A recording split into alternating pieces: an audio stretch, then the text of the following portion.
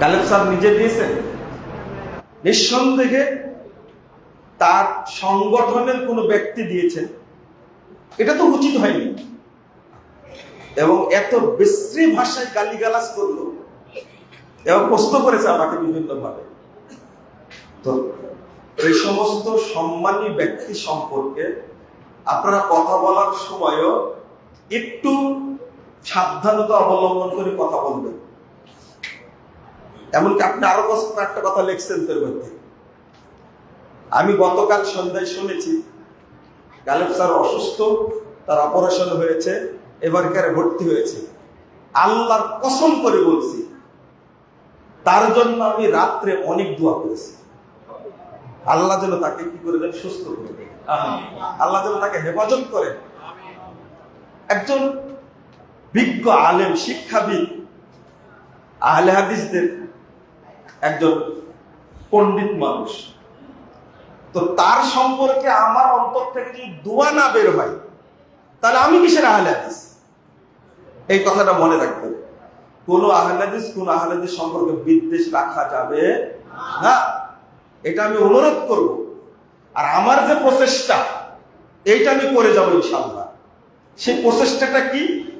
সেটা হলো আহলে হাদিস ভাইয়েরা যেন সবাই এক মঞ্চে হাজির হতে পারে। আপনারা কি এটা চান? আমি দাওয়াতি কাজ আগেও যেমন করেছি, এখনো করছি।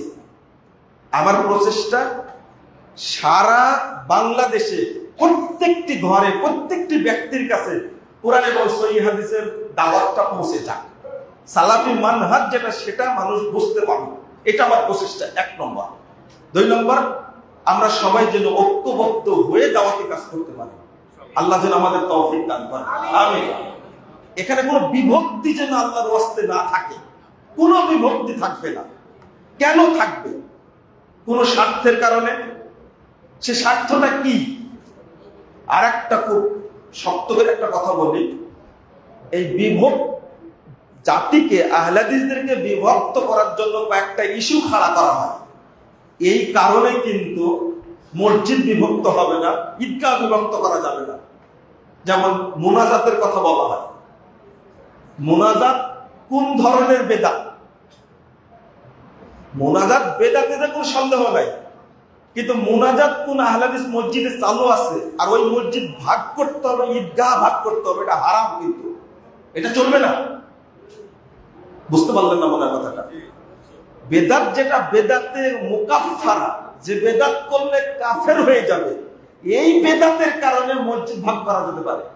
কিন্তু মুনাজাতটা হলো বেদাতে মুফাসসাকা, যে ফাসেক হয়ে যাবে যে বেদাত করলে।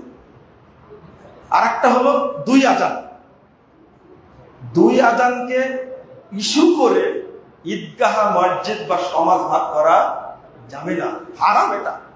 কারণ আপনাকে এই মাসালাটা দেখতে হবে আগে। লা হাওলা ওয়ালা কুওয়াতা ইল্লা বিল্লাহ। আমরা যেন জানার চেষ্টা করি বেশি বেশি। জেনে যদি মানি, তাহলে আমাদের মধ্যে কোনো সমস্যা থাকে না।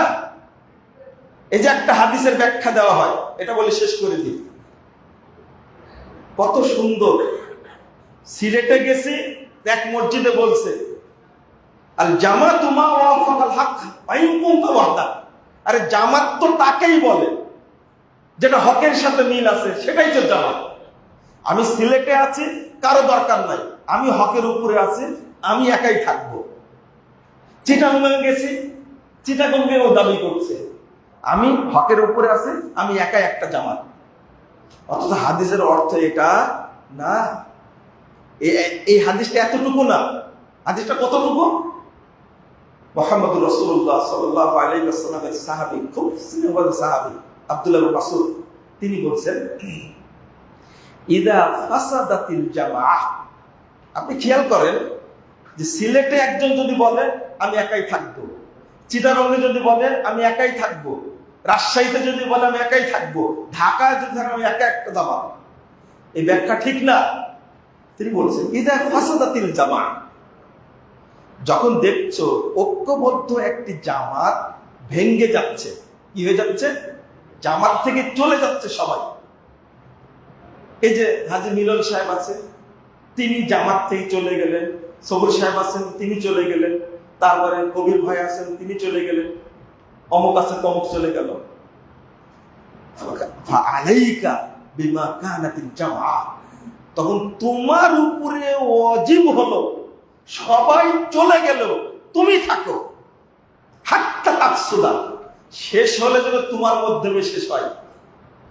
ইন্নাল জামাআহ মা ওয়াফাকাল হক ওয়া ইন কুনতা ওয়াহদাক, যদি হকের সাথে মিল থাকে তুমি একা যদি টিকে থাকো তাহলে সেটাই হলো জামাত।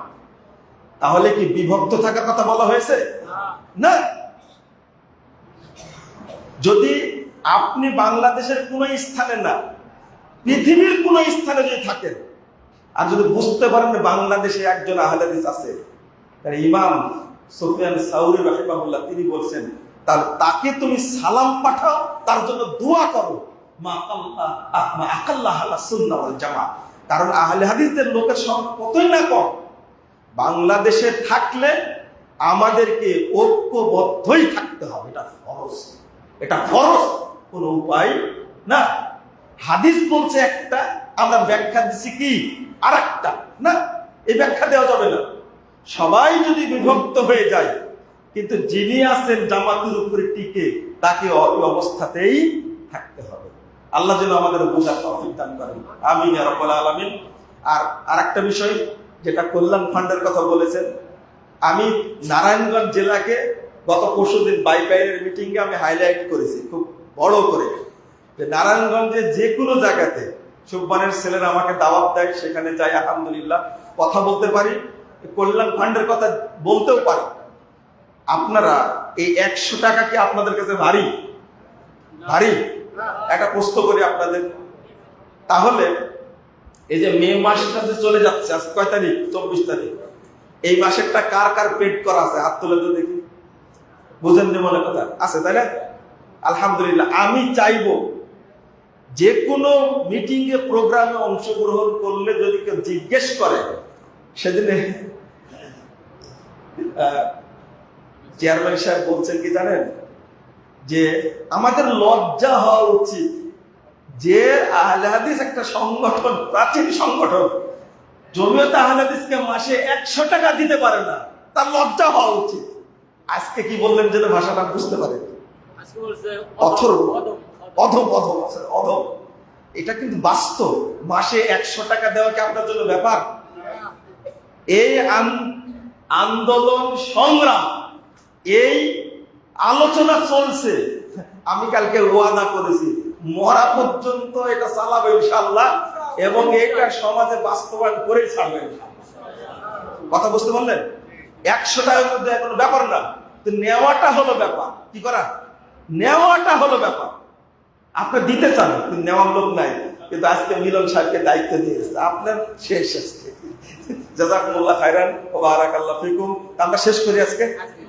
ও আপনি আসেন, আপনি আসেন, 1 মিনিট আসেন, আসেন, আসেন, আসেন,